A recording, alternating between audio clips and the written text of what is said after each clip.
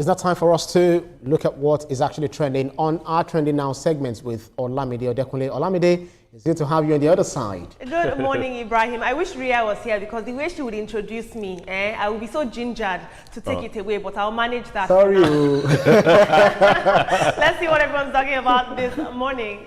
Good morning, Nigeria. Like I always say, TVC has a finger on the pulse and our eye on the streets. And here on the Trending Now segment, my team and I do our best on a daily basis to bring you all the trending stories that are shaping the world that you and I live in. We begin today with this news where Senator Adams Oshiomhole is calling for tighter regulation of fintech banks after disclosing that scammers allegedly hacked into his account. Now, speaking during a Senate deliberation, Oshiomhole said that the funds were moved through OPay and MoneyPoint with no traditional bank involved. He noted that while he personally knows the leadership of major commercial banks like First Bank, Access Bank and Zenith Bank, he has no knowledge of the operators behind OPay and MoneyPoint. His comments are coming amidst the Senate considering stronger regulatory measures for fintech operators, including OPay, PalmPay, and MoneyPoint, following rising concerns about digital fraud. Well, this matter is now before the Senate for further legislative action. All my OPay people out there, what do you make of this? Let's take a look at social media. Saint Fish says, the traditional banks are fighting back. They've lost most of their active customers to the fintechs. Fix your network issues and make transactions fast and seamless, and people will still use them instead of paying politicians to fight for you. And King Wing says, Oshiomhole's complaint actually proves the point that digital banks may have changed the game, but accountability must evolve with them. If scammers can exploit gaps in OPay and MoneyPoint while traditional banks remain untouched, then regulation isn't harassment, it's protection. Strengthening the system, don't slow the innovation. Very fascinating. Now, team, we know that in all areas of life, there's been an overall digitization of the world, and banking is not excluded from this conversation. Increasingly, all our transactions are being digitized.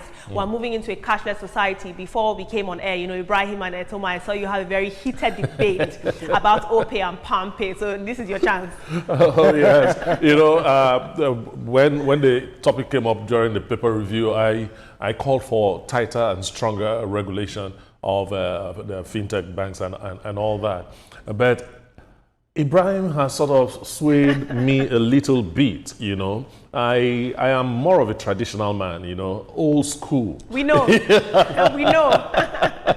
But now to serious business. I think regulation should be increased, yes. For as far as people, your business is handling people's funds, you have to be regulated, and if there's even regulation, maybe right now we should do it stronger. But one thing I know is that when it has to do with the internet and all that, there are people that know how to hack into it and there's always stuff like that happening. So the ones that are operating in Nigeria, first of all, make your back end stronger, and the regulatory bodies in Nigeria do a little bit more regulation. And if you are not too comfortable with them, you have an option, go to the traditional banks. Absolutely. And I think I agree with the first tweeter, the person that tweeted that traditional banks are fighting back, and that's the only thing I can see. Because even traditional banks are also hacked into. We've had monies moved from traditional banks, stolen, you know, cyber fraud and all of that. And, you know, for Senator Adams Oshiomhole, I sympathize with you, you know, for your money being moved to some of these fintechs. Probably, he didn't say, I'm not sure whether he said he's also using, you know, one of these fintechs, because if you use it, there are ways of securing your bank account, your bank account or your app. You know, this kind of fintechs, this is where the world is actually moving to. These are the banks where you keep your money, and it's safe because they have two-factor authentication. I can remember, you know, myself trying to pay, you know, using one of these fintechs, and then right there in the public, it will ask you to remove your glasses, smile, and people will be looking at you like, what's wrong with this person? Are you running mad? Because of the authentication. And some of these fintechs, if you want to send money to another account, it will tell you that there is traffic in that bank. Are you sure you're going to send money, or you've never sent money to this account before? Please make sure that ensure that it's a bank account that you want to send money to. So there are so many levels of authentication, and they are also insured, NDIC insured, Nigeria Deposit Insurance, company or committee or something, commission rather. And then the CBN also regulates. I need you to tell us: is OPay paying you for this advertisement? I didn't mention. I said fintech. He didn't mention any name. I said fintech. I just want to point out, yesterday we saw a man who was reallocated a SIM, and the DSS picked him up. I believe that some fintechs, a lot of them, I won't mention any names, operate with the registration of a phone number. So when you put that into context, it's very actually not as safe as you might think. But so some of these conventional banks too. I've tried the conventional banks trying to buy electricity token, and I lost a lot of money. I had to be going to the bank. Did you see the money? Or you send money to someone, did you see it? But these banks, these fintechs, you apply, you try to buy electricity token, you get it immediately, to the extent that a person or a customer care service was telling me, why am I using their bank to buy token? Even he doesn't use it. I'm not saying conventional banks are not good, but they also have to upgrade their digital. Interesting. So our viewers watching back at home, don't put all your cash in one basket. Thank you so much. Absolutely. Finally. Moving on, the Edo State House of Assembly first drew public attention to the controversy involving singer Innocent Two-Face Idibia and his wife Natasha Osawaru after a viral video showed a heated altercation between the couple. The Assembly then summoned Natasha to explain her conduct, describing the incident as dragging the house into disrepute. Well, following this, Tubaba's family has now petitioned the Inspector General of Police, accusing Natasha of assaulting their son in London and other locations worldwide, accessing his bank accounts, his phone accounts without his consent, and administering multiple drugs and substances to him. The family claims that these actions have caused emotional distress, financial loss, and reputational damage to both them and Two-Face Idibia. Unfortunately, authorities have yet to comment, and the matter is currently under review by the police. But both the family and the Edo State House of Assembly are urging calm as investigations surrounding their marriage proceed. Like I said, the other day, it's a shame that marriage has now become a public spectacle. Vicky says, wahala. So two Baba don't finally become one Baba, because tell me how his family is petitioning Natasha. This son of theirs, is he a kid? We're talking about somebody of 50 years. I'll take two more tweets concerning this. May says, when the Idibia family has to petition the highest levels of law enforcement, you know this is past the point of simple marriage drama. Assault and drug claims are extremely dark, and Tubaba's own Help Me post is heartbreaking confirmation. The man is clearly suffering. And finally, Oluwadara Simi says, this is completely not necessary. They should let these people be. I believe that the Idibia family know what we don't know, but this is getting too far. They should allow them live in peace. This is what they did when he was married to Annie. That family, a serious problem. My whole issue with this team is the infantilization of a grown adult man, that he needs help. It's the notion that he cannot make proper decisions. It's the notion that he's a victim or an influence of all these women around him, whether it's Annie, whether it's Pero, his other wife, or now Natasha. It's this reducing a grown man to an infant that I am not having. One thing I will advise you, Olamide, is when you have a baby girl, don't call her Natasha. All right? Because first of all... No, I disagree. Well, maybe that's there are so many beautiful, fantastic joke. Natashas out there. However, I don't think that bringing your marital problems to the public domain is healthy. I wish Ria was here. She would have had a very interesting perspective to this. She was also trending. Yes, she would have had a very interesting perspective to this. Natasha, Edo State House of Assembly, I think Edo State House of Assembly has a right to say, look, what you're doing is affecting our image and so on. But Two-Face Idibia is a full-grown man. The Idibia family should lay off. If he wasn't the big star that he is, would there be petitioning anybody? Well, they would, because it's their son, whether he's a billionaire or not. Because as long as he has a family and the family cares about him, they will go the whole hog to protect him from anyone. So Two-Face is an adult, as you've said, and then I believe that he'll be able to handle his own problem. But there was a headline which read that Two-Face actually cried out, for help.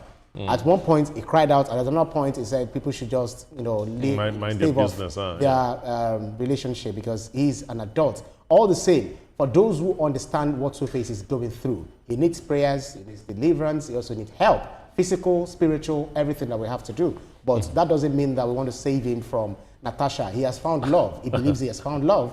So we can just guide him how to probably love again. Look, Annie will be having a big laugh right now. I don't think so. She might be praying for him. I strongly believe that the both of them need therapy behind closed doors. Absolutely. Thank you so much for your input, team. Moving on, this really shook me. A 21-year-old woman is currently in critical condition following a tummy tuck procedure at a hospital identified now as Gurufied Hospital Limited in Abuja. Now, the patient, a mother of one who reportedly traveled from Ivory Coast, paid 3.5 million naira for the surgery, and it was advertised as a 50% discount. Well, a video circulating online now show her in a very distressed and fatal state, and it sparked a lot of public concern over the safety of some private cosmetic clinics in Nigeria. Social media activist Very Dark Man visited this patient and confirmed that the procedure was a tummy tuck gone wrong. Have a look. Just 21 years old. She gave birth to a child and then she went to go and do tummy tuck. So she went to that hospital. Where's the hospital, please? Glorified service. Which area? Kubwa. So she went to Gurufied to actually do the tummy tuck. How much were you charged? They were on promo. That's 3.5 million. So the initial price was 7 million. Yes. So they were doing promo 3.5 million. So she paid. And when she paid, did you sign any consent form? When you wanted to do the surgery? Yes. Yes. You signed the consent form. Do you have a copy of the form? No, they are with it. They are with it. Yes. So they didn't give you a copy of the own form? No. Okay, so she signed the form, and after the whole thing, how many days did it take before you started seeing all of this? The same week. Of course, this case has intensified calls for stricter regulation, patient protection and accountability in the country's growing cosmetic surgery sector. Let's take a look at social media. Oriaku Williams says, how do you even go to a hospital to do surgery without doing your due diligence? The said doctor only joined Twitter 2 months ago, and the hospital self no get better online presence. You are the architect of your own palaver. OG Locke says, no one deserves this no matter the level of their stupidity. Let the hospital pay for the damages. And finally, Crypto Set had this to say, a 21-year-old mother fighting for her life because of greed and zero regulation. This is why Nigeria needs a functional medical and dental council. Justice for this young woman and her 4-year-old baby. Now, team, before the show, I showed you all the gruesome pictures of this woman who is fighting for their life. You saw how gruesome it was. In fact, the common eye cannot see it and not be very, very troubled. The issue now is that this is not just one accusation being leveled against Gurufied Hospital Limited. 5 other people have apparently, with documentation, died in the hands of this woman. She still goes around performing BBLs and tummy tucks unregulated.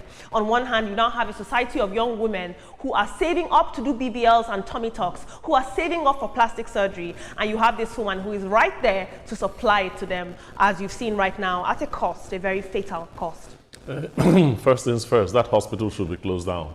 You know, while investigations go on, the hospital should be closed down. 5 people gone, and I saw that video. It's not something anybody should see.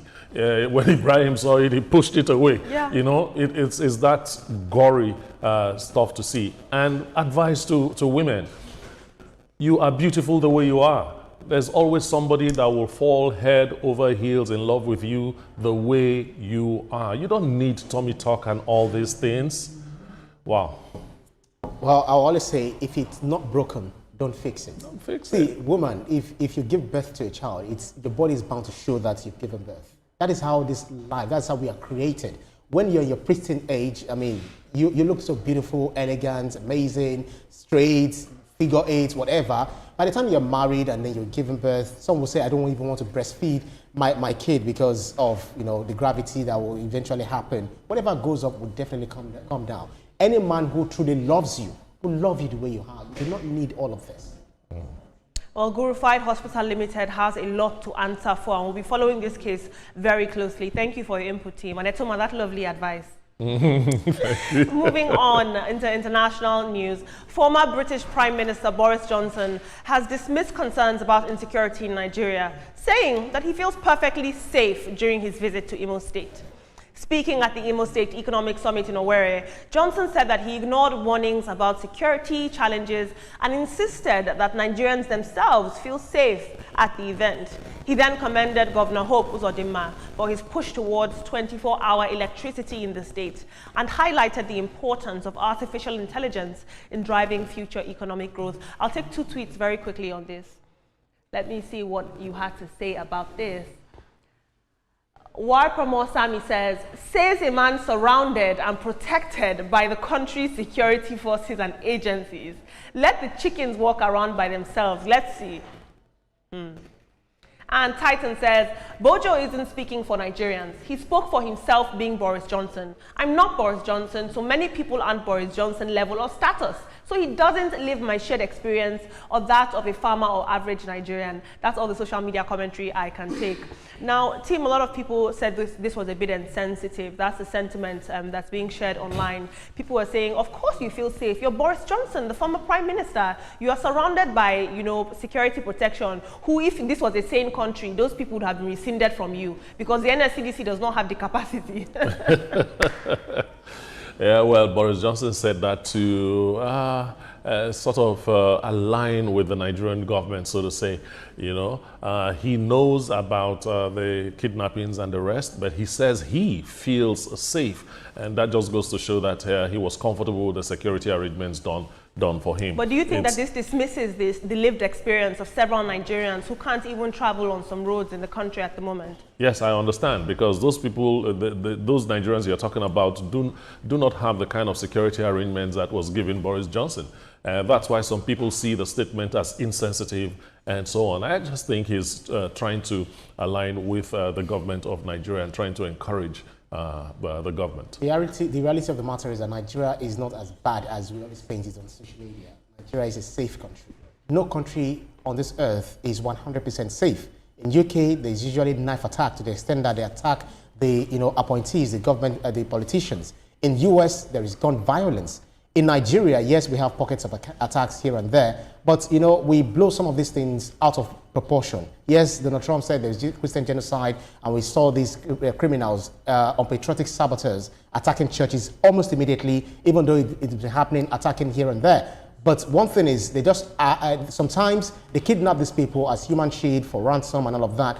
But all the same, Nigeria is not as bad as we always paint it on social media. Yes, whether it's Boris Johnson or any other foreign leader, I think this issue and these statements by Boris Johnson do bring to light the fact that a lot of times, Western leaders are so removed from the current realities of other countries in Africa. And so oftentimes we must remember that they cannot speak for us. When we talk about US foreign relations and them interfering in our business, these people don't understand our realities, and we'll do well to remember that. Thank you so much for your input, team. Yeah.